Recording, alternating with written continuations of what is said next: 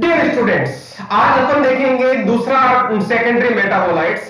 अपन ने secondary metabolites के बहुत सारे 3-4 चैप्टर्स पढ़ चुके हैं, जो जिसमें अपना पहला था फोस्फोलिन, दूसरा था सेनोसाइड्स, तीसरा था हमारा आर्टेमिसिनिन। ओके, और इसके बाद में उसी सीरीज में अपन नेक्स्ट पढ़ने वाले हैं, जिसका आज हम क्या क्या पढ़ने वाले हैं, basically diosgenin. Very important point या बहुत अच्छा टॉपिक है, जो जनरली एग्जाम में पूछा जाता है। किस रेस्पेक्ट में? इंडस्ट्रियल प्रोडक्शन, एस्टिमेशन और यूटिलाइजेशन। इसमें ध्यान दीजिएगा, जैसा कि हम बाकी सेकेंडरी मेटाबोलाइट्स के चीज साथ पढ़ चुके हैं, वही चीज हमें यहां दोबारा रिपीट करना चाहूंगा। जैसा कि इसका सेकेंडरी मेटाबोलाइट का आपको हमें पहले इसका सोर्स पता होना चाहिए। इंडस्ट्रियल प्रोडक्शन तो करना चाह रहे हैं, लेकिन कौन सी कंडीशन का, किसका प्रोडक्शन करना चाह रहे हैं, तो इसका मतलब यहाँ पे है सोर्स। इसका सोर्स की बात करेंगे तो आपको ध्यान देना होगा कि कौन सी कैटेगरी का है डायोजेनिन। बेसिकली ये डायोजेनिन क्या है? Egg ग्लाइकोन of steroidal saponin glycoside. Glycoside कौन सा होता है? डायोसिन एक ग्लाइकोसाइड होता है। पहला ये बता दूं ग्लाइकोसाइड क्या होता है। जो किसका बना होता है ग्लाइकोसाइड, मतलब उसका हाइड्रोलिसिस करने पे ग्लाइकोन मोइटी और ए ग्लाइकोन मोइटी मिलता है। ग्लाइकोन मोइटी हम किसको बोलते हैं? कार्बोहाइड्रेट को। ए ग्लाइकोन मोइटी किसको बोलते हैं? नॉन कार्बोहाइड्रेट को। मतलब किसी कार्बोहाइड्रेट के साथ में ए ग्लाइकोन मतलब नॉन कार्बोहाइड्रेट मोइटी जुड़ा हुआ है, उसको हम बोल रहे हैं डायोसिन। डायोसिन जिसको किसको कौन सी कैटेगरी में? स्टीरोइडल सैपोनिन ग्लाइकोसाइड है। स्टीरोइडल क्यों बोलते हैं मैं अभी बता रहा हूं।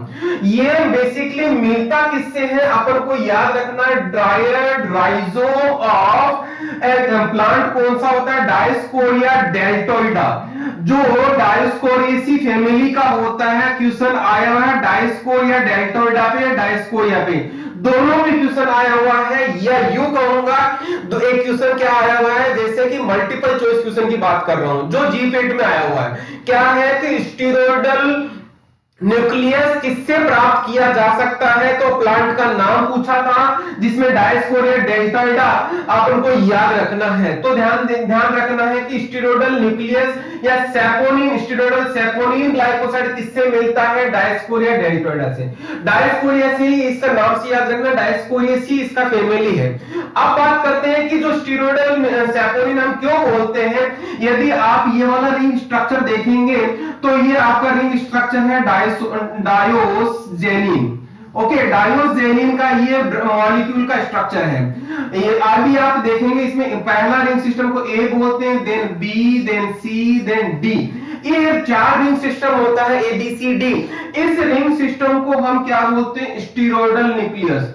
Steroidal nucleus. ओके, ये स्टीरोइडल न्यूक्लियस होता है, जिसकी नंबरिंग हम यहां से करते हैं 1 2 3 4, इस तरह से घूमती चली जाती है। तो इस तरह से नंबरिंग करेंगे तो ध्यान दीजिएगा, स्टीरोइडल न्यूक्लियस जो ये वाला पार्ट है, तो यहाँ पे इंपॉर्टेंट चीज क्या है, या इसका जो हम क्यों पढ़ रहे हैं, ये इसका अपन यूटिलाइजेशन में या यूजेज में याद करना मैं दोबारा रिपीट करूंगा, लेकिन यहीं पे बता रहा हूं क्योंकि स्ट्रक्चर से रिलेटेड है।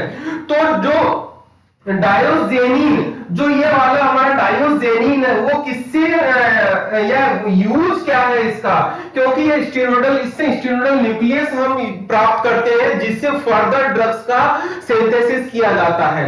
तो ये सोर्स किसका होता है? डायोजेनिन स्टीरोइडल न्यूक्लियस का सोर्स होता है। इस पे एक तो ये फ्यूरान रिंग, इस रिंग को हम फ्यूरान रिंग बोलते हैं, और दूसरा ये रिंग है पायरान रिंग। तो यहां पे ध्यान देना, 2 रिंग सिस्टम जुड़े होते हैं, फ्यूरान एंड पायरान। फ्यूरान तो इससे फ्यूज रहती है और पायरान इससे जुड़ी रहती है। तो ये इस तरह से ये हो गया हमारा डायोजेनिन का स्ट्रक्चर। इसके साथ में कार्बोहाइड्रेट और जुड़ जाएगा। कार्बोहाइड्रेट की मेनली 3 मॉलिक्यूल जुड़े रहते हैं, तो उसको हम डायोसिन बोलते हैं। ठीक है, ये डायोसिन is the example of glycoside and diosgenin is the example of what? A ग्लाइकोन। Aglycone बोलते हैं हम इसको, एग्लाइकोन पार्ट है, इसीलिए मैंने यहाँ पे एग्लाइकोन वर्ड लिखा है। शायद आपको समझ में आ गया होगा एग्लाइकोन हमने क्यों लिखा। अब अगर बात करते हैं, मींस यहाँ पे डाइवोजेनिन को हम प्रोड्यूस करना चाहते हैं इंडस्ट्रियल प्रोडक्शन के बेसिक के लिए, तो इस डाइवोजेनिन को यदि प्रोड्यूस करना चाहते हैं तो हमें कौन से प्लांट का कल्चर करना पड़ेगा, डायस्कोरिया डेल्टाइडा का कल्चर करना पड़ेगा। और स्पेशली किसका, स्पेशली किसका देखिएगा, राइजोम का, मतलब यहाँ पे है उसकी रूट, उसका रूट का फॉर्म होगा, राइजोम है वो, उसका रूट का कल्चर करना पड़ेगा। तो अब देखिएगा यहाँ पे हम इसका टिश्यू, मतलब इंडस्ट्रियल प्रोडक्शन की बात आ गई। इंडस्ट्रियल प्रोडक्शन को हम टिश्यू कल्चर से क्या प्रोड्यूस करते हैं, और टिश्यू कल्चर क्या होता है, जैसा कि मैंने पिछली क्लासेस में बताया था, क्या बताया था आपको कि टिश्यू कल्चर हम किसमें करते हैं, एसेप्टिक लैब में करते हैं। मींस जितने भी मैं यहाँ पे कंडीशन करूंगा या जो भी प्रोसीजर करूंगा, और जितने भी ग्लासवेयर होंगे, जितने भी केमिकल्स होंगे, जितने भी कल्चर मीडिया होंगे, सारे के सारे एसेप्टिक कंडीशन होंगे। Means all are free from microorganism. ये सारी चीज मैं पहले भी रिपीट कर चुका हूं, जस्ट रिपीटेशन है।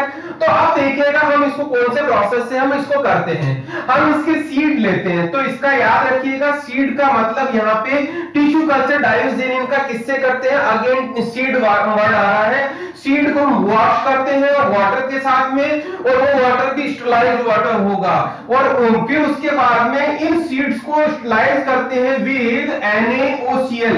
NaOCl को बोलते हैं सोडियम हाइपोक्लोराइड, और उसके बाद में उसको वॉश कर देते हैं वाटर के साथ में, अगेन दैट इज स्टरलाइज्ड।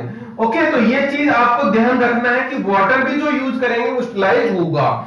फिर जैसे ही ये कर लिया, उस सीड को हम क्या करते हैं, अगर मीडिया में हम उसको अलाउ करते हैं, अगर मीडिया में इनबिल्ट करते हैं, उसमें पुट करते हैं, जिसमें 0.5% सुक्रोज एडिशनली होगा, और उसको 25 डिग्री सेंटीग्रेड पे हम क्या करेंगे, अलाउ करेंगे, रखेंगे, इंक्यूबेट करेंगे, और साथ में 16 घंटे लाइट देंगे पर डे। ये इसकी कंडीशन होगी, इसको बोलेंगे इंक्यूबेशन। इंक्यूबेट करते हैं, इंक्यूबेट करते हैं इस कंडीशन पे। जैसे हम इस कंडीशन पे इंक्यूबेट करते हैं, इसमें क्या होता है, प्लांटलेट्स निकल जाती है, मतलब वो जर्मिनेट हो जाता है, उसमें जर्मिनेशन हो गया। उस जर्मिनेशन को, जो प्लांटेट निकला है, उस प्लांटलेट को फिर क्या करते हैं, हम ट्रांसफर करते हैं मैकाउन वुडी प्लांट मीडिया। ये एक टाइप का मीडिया होता है जिसमें एडिशनली और क्या ऐड करते हैं, 3% सुक्रोज ऐड करते हैं। इसमें फिर ध्यान दीजिएगा, इसको फिर हम क्या करते हैं, 25 डिग्री टेम्परेचर पे और लाइट रखते हैं। तो उसमें क्या होगा, इस कंडीशन को रखने पे रख दिया, उसके बाद में ध्यान देना, ये तो हमने कंडीशन बिल्डअप कर दी, मतलब प्लांटलेट्स को जो यहाँ जर्मिनेट हुआ था उसको शिफ्ट किया इस कौन से, इस वुडी प्लांट मीडिया में, और उसमें 3% सुक्रोज डाला, और ये कंडीशन बिल्डअप की। जैसे ये किया, फिर हमने क्या किया, एजोबैक्टीरियम राइजोजीनस, हमने उसमें एक बैक्टीरिया होता है जिसको हमने क्या किया, उसमें जर्मिनेट, उसमें इनोकुलेट किया। इनोकुलेट का मतलब उसमें एडिशन किया। ये क्या करता है, ये हेरी रूट्स के प्रोडक्शन को स्टिमुलेट करता है, स्टिमुलेशन हो जाता है।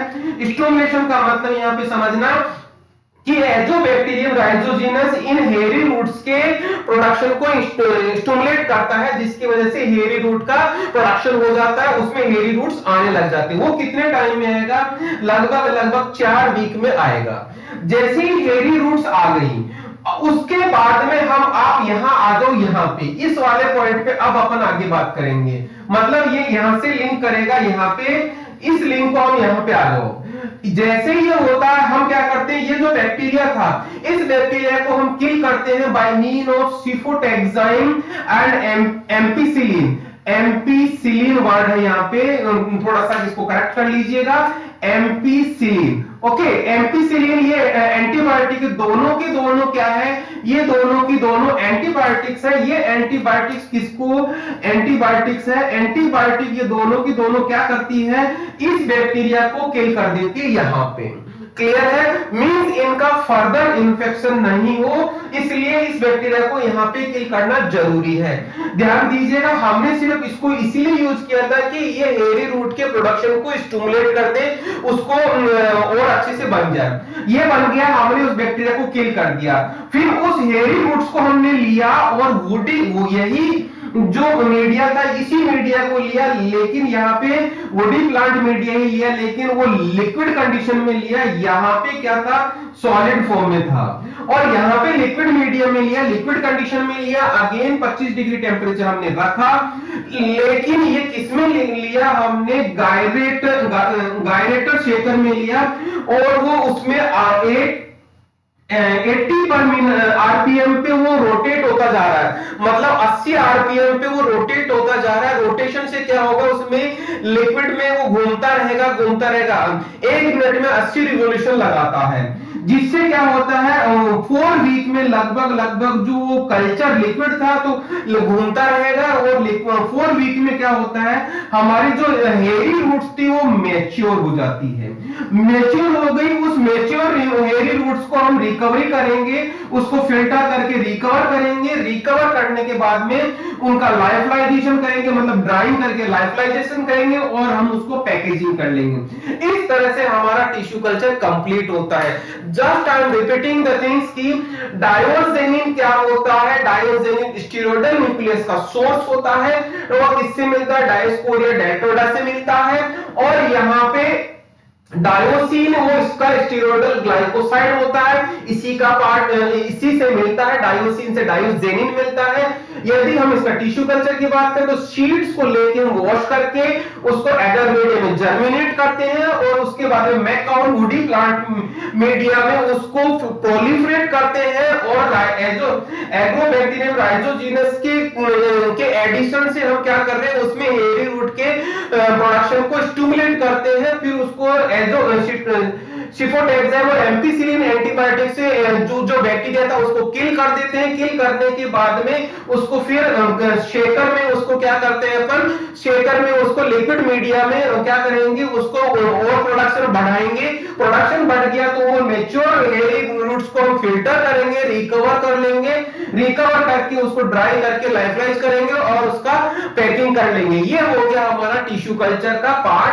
जो इसमें मेन जो क्वेश्चन आता है टिश्यू कल्चर पे या इंडस्ट्रियल प्रोडक्शन को, तो आपको टिश्यू कल्चर लिखना है। यदि मैं कॉम्पिटिटिव एग्जाम में क्वेश्चंस की बात करता हूं तो किसका बात करें, इसमें कौन सा मीडियम यूज होता है, तो मीडियम मैंने बता दिया, मैकाउन वुडी प्लांट मीडिया यूज होता है। पहले सॉलिड होता है फिर लिक्विड होता है, ये चीज याद रखना। किससे हम टिश्यू कल्चर करते हैं, सीड से टिश्यू कल्चर करते हैं, ये चीज याद रखना। कौन सा पार्ट यूज होता है, राइजोम यूज होता है, जो हेरी रूट्स वाला राइजोम है, ये राइजोम ही कहलाता है। राइजोम होता है, हेरी रूट को हम राइजोम बोल रहे हैं, और डायस्पोरिया तो मैं पहले ही बता चुका। इस तरह से हमारा टिश्यू कल्चर कंप्लीट होता है। ओके, डायोजेनियम की स्ट्रक्चर में यदि आप देखेंगे तो इसमें CH3O रहता है, तो आप लोग इस चीज को ऐड जरूर कर लीजिएगा। CH3 इस पे भी रहता है, मींस फ्यूरान पे भी CH3 रहता है और पायरान पे भी CH3 रहता है। जो फ्यूरान जो होता है वो क्या होता है, इसका फ्यूज्ड फॉर्म में रहता है, ये फ्यूज फॉर्म में नहीं रहता। ओके, टिश्यू कल्चर के आगे अब बात करेंगे हम उसका एक्सट्रैक्शन कैसे करेंगे, उसका एस्टिमेशन कैसे करेंगे, उसको यूजेस क्या होंगे, मींस यूटिलाइजेशन क्या होगा। तो आप लोग देखना, जो ड्राइड रूट की जो एक्सट्रैक्शन की बात है, एक्सट्रैक्शन का मतलब हम डायोजेनिन को आइसोलेट कैसे करेंगे, तो जो ड्राइड रूट थी उसका पाउडर करेंगे और उसमें H2SO4 ऐड करेंगे। H2SO4 यहाँ पे हाइड्रोलिसिस करता है, H2SO4 यहाँ पे हाइड्रोलिसिस करता है, जो स्टीरोइडल सैपोनिन ग्लाइकोसाइड था उसका हाइड्रोलिसिस करता है, वो रिफ्लेक्सिंग के ड्यूरेशन होता है। रिफ्लेक्सिंग का मतलब काफी टाइम तक गर्म करते, रिफ्लेक्स कंडेंसर लगा के हम वो रिएक्शन करवा रहे हैं, किसकी, ड्राइड रूट और कंसंट्रेट H2SO4 की। जो H2SO4 डाला, अब उसके बाद में हमने यहाँ पे फिल्ट्रेशन किया। आफ्टर रिफ्लेक्सिंग फिल्ट्रेशन किया, तो फिल्ट्रेशन टाइम देखिएगा, फिल्टर हम जैसे ऐसे फिल्टर कर रहे हैं, यहाँ पे उसके ऊपर जो है उसको हम जो ऊपर बच गया उसको हम मार्क बोलते हैं। मार्क बोला मतलब जो ये मार्क बना, ये फिल्टर तो आ गया, ये फिल्टर आ गया यहां से इस तरह से। अब अपन यहाँ पे जो मार्क होता है वो mark washed with sodium bicarbonate solution 10% generally use करते हैं टू न्यूट्रलाइज एसिड, मतलब यहाँ पे जो एसिड था इसके अंदर था वो उस एसिड को न्यूट्रलाइज करने के लिए इसमें हम क्या ऐड कर रहे हैं, एडिशनली सोडियम बाइकार्बोनेट का सॉल्यूशन ऐड कर रहे हैं। उससे क्या होगा, ये एसिड था, ये बेस है, यहां आके ये न्यूट्रलाइज हो जाएगा। हम तब तक सोडियम बाइकार्बोनेट इसमें ऐड करते रहेंगे जब तक ये न्यूट्रल नहीं हो जाता, न्यूट्रलाइज नहीं हो जाता। क्लियर, ये न्यूट्रलाइज हो गया। उसके बाद में इसी में हम उसके बाद में फिर क्या करेंगे, मैंने प्लस का निशान इसीलिए लगाया, प्लस का निशान का मतलब हम इसी में हम बेंजीन डालेंगे और बेंजीन डाल के उसको एक्सट्रैक्ट करेंगे, मतलब मिक्सअप करेंगे। आपको शायद पता होना चाहिए कि बेंजीन इसमें ये वाटर कंटेंट है, बेंजीन इसमें मिक्सअप नहीं होगा, लेकिन जो डायोजेनिन वाला पार्ट था वो बाकी चीजें निकल के आ गई और यहाँ पे फिल्टर किया। जैसे एक्सट्रैक्ट करके हमने फिल्टर किया, जो रेसिड्यू बचा उस रेसिड्यू को हमने किसमें डिसॉल्व किया, क्लोरोफॉर्म में डिसॉल्व किया। क्लोरोफॉर्म में डिसॉल्व करके उसी जो रेसिड्यू बचा उस रेसिड्यू को हमने क्या किया, क्लोरोफॉर्म में डिसॉल्व किया और डिसॉल्व करके उसको फिर हमने क्या किया, कंसंट्रेट किया हीटिंग से। जैसे हीटिंग से कंसंट्रेट किया तो हमें क्रिस्टल्स मिले किसके, डायोजेनिन के। इस तरह से हम डायोजेनिन का आइसोलेशन करते हैं, एक्सट्रैक्शन करते हैं, किससे, ड्राइड रूट पाउडर से। क्लियर, हमें सिंपल सा कांसेप्ट ये है कि हम पहले H2SO4 उसका हाइड्रोलिसिस करेंगे, हाइड्रोलिसिस करके फिर उसको हम न्यूट्रलाइज करेंगे, न्यूट्रलाइज करके बेंजीन से एक्सट्रैक्ट करके क्लोरोफॉर्म में डिसॉल्व कर लेंगे और उसके बाद हमें क्रिस्टल्स मिल जाएंगे यदि हम उसको गर्म करेंगे तो। ये तो हो गया इसका क्या एक्सट्रैक्शन। अब बात करते हैं इसका एस्टिमेशन, मतलब उसका क्वांटिफिकेशन कैसे करते हैं। ध्यान दीजिएगा, जो हमारे पास सैंपल मिलता है उस सैंपल को हम यहाँ पे दो मेथड से, पहला है यहाँ पे HPTLC, दूसरा मेथड है यहाँ पे HPLC। मींस यहाँ पे हम दोनों मेथड से इसको एस्टिमेट कर सकते हैं। HPTLC का फुल फॉर्म होता है high performance thin layer chromatography, जिसमें मोबाइल फेज होता है toluene, ethyl acetate and formic acid in the ratio of 5:4:1 के रेशियो में, ये रेशियो है। ओके, रेशियो है किसका, इन मोबाइल फेजेस का। और ये रेशियो हम किस पे फ्लो करवाते हैं, स्टेशनरी फेज पे फ्लो करवाते हैं। और स्टेशनरी फेज है यहाँ पे सिलिका जेल F254 वाली कैटेगरी का। तो ये सिंपली हो गया जो HPTLC मेथड से हम इसको आइडेंटिफाई करते हैं। अब दूसरी बात आती है HPLC मेथड की। HPLC मेथड में अपन को ध्यान देना है कि बहुत सारे पैरामीटर्स होते हैं, जिनमें जो मेजर पैरामीटर इसका मोबाइल फेज में आपको पता होगा, अगेन एसीटोनाइट्राइल एंड वाटर के तौर पे अमन 92 to 8 पर के रेशियो में हम इसको लेते हैं। कॉलम हम इसका C18 लेते हैं, जिसकी केमिस्ट्री C18 होगी। डिटेक्शन 230 नैनोमीटर पे हम इसको डिटेक्ट करते हैं। और यहाँ पे अगेन ध्यान रखिएगा, फ्लो रेट यहाँ पे हाई फ्लो रेट होता है, कंपैरेटिवली 1 ml होता है, लेकिन 2 ml यहाँ पे फ्लो रेट होता है। इस तरह से हम इसको आइडेंटिफाई कर लेंगे, किसको, डायोजेनिन को एस्टिमेट कर लेंगे। Means HPLC as well as HPTLC दोनों मेथड से हम इसको क्वांटिफाई या एस्टिमेट कर सकते हैं। अब बात करते हैं इसके यूजेज की। यूजेज में आपको देखना होगा, जैसा मैंने स्ट्रक्चर में बताया था कि ये सोर्स ऑफ स्टेरॉयडल न्यूक्लियस होता है। आपको पता होगा स्टेरॉयडल न्यूक्लियस कहां काम आता है। स्टेरॉयडल न्यूक्लियस मेनली आपको ध्यान हो तो एज ए ड्रग या ओरल कॉन्ट्रासेप्टिव में यूज होता है। तो यहाँ पे देखिएगा, सोर्स ऑफ, पहला यूज हो गया सोर्स ऑफ स्टेरॉयडल न्यूक्लियस। जहां पर भी ऐसी ड्रग है जहां पे स्टेरॉयडल न्यूक्लियस हमें जरूरत पड़ती है तो हम डायोस्पोरिया को ही याद करते हैं, डायोस्पोरिया लेते हैं, डायोस्पोरिया से डायोजेनिन हम लेते हैं, डायोजेनिन को हम आइसोलेट करते हैं और उस आइसोलेटेड डायोजेनिन से हम फर्दर रिएक्शन करवाते हैं हमारी कौन सी ड्रग बनानी है। मींस यहाँ पे स्टेरॉयडल न्यूक्लियस हमें मिलता है। किसका सिंथेसिस करते हैं, synthesis of oral contraceptive as well as sex hormones. जो hormone as a drug use हो रही है, हम उनका सिंथेसिस करने के लिए जो स्टेरॉयडल न्यूक्लियस लेते हैं वो किससे लेते हैं, डायोजेनिन से ही लेते हैं। और इसका एक मेन यूज होता है रेमेटॉइड आर्थराइटिस में भी इसको यूज करने लगे, ये अभी थोड़े टाइम पहले ही रिपोर्टेड था, लेकिन मेन यूज इसका यही होता है source of steroidal nucleus. Clear, ये तो हो गया पूरा का पूरा। नाउ अब अपन बात करते हैं यदि यूनिवर्सिटी एग्जाम में क्वेश्चन आता है तो हमें कैसे लिखना है।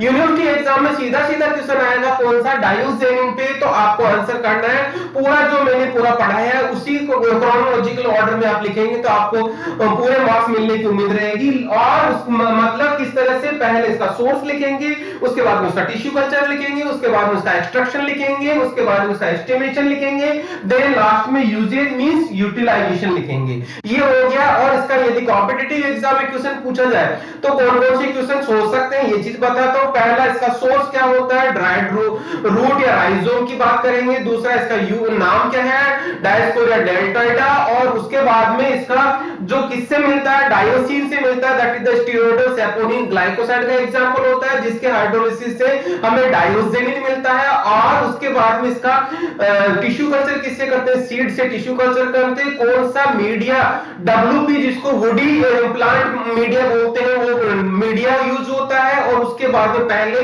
सॉलिड, उसके बाद में लिक्विड फॉर्म में होता है। और उसके बाद जो हेयरी रूट का प्रोलिफरेशन किससे हम इंड्यूस करवाते हैं, वो होता है एग्रोबैक्टीरियम राइजोजीनस, उससे करवाते हैं, ये भी याद रखिएगा। और उसके बाद में यहाँ पे एक्सट्रैक्शन की बात आती है, एक्सट्रैक्शन में कोई मेजर ऑब्जेक्टिव टाइप का क्वेश्चन नहीं बनता। और यहाँ सिर्फ एक कह सकते हो कि हम इसका हाइड्रोलिसिस किससे करवाते हैं, तो कंसंट्रेटेड एस्टोसोफोर से हम इसका हाइड्रोलिसिस करवाते हैं। और यहाँ पे मेथड कौन कौन से हो सकते हैं, एचपीटीएलसी और एचपीएलसी हो सकता है, दोनों मेथड यूज हो रहे हैं यहाँ पे for the quantification means estimation. Mobile phase और दोनों की मोबाइल फेज अलग अलग है, क्योंकि दोनों यहाँ पे इसमें कॉलम होता है, इसमें प्लेट होती है, इसलिए दोनों की मोबाइल फेज अलग होती है। यूज 100% पूछा जा सकता है, यूज 100% पूछा जा सकता है, क्योंकि इसका यूज बिल्कुल डिफरेंट है, स्टेरॉयडल न्यूक्लियस अवेलेबिलिटी। ये है पूरा का पूरा आपका डायोसिन के बारे में। ओके,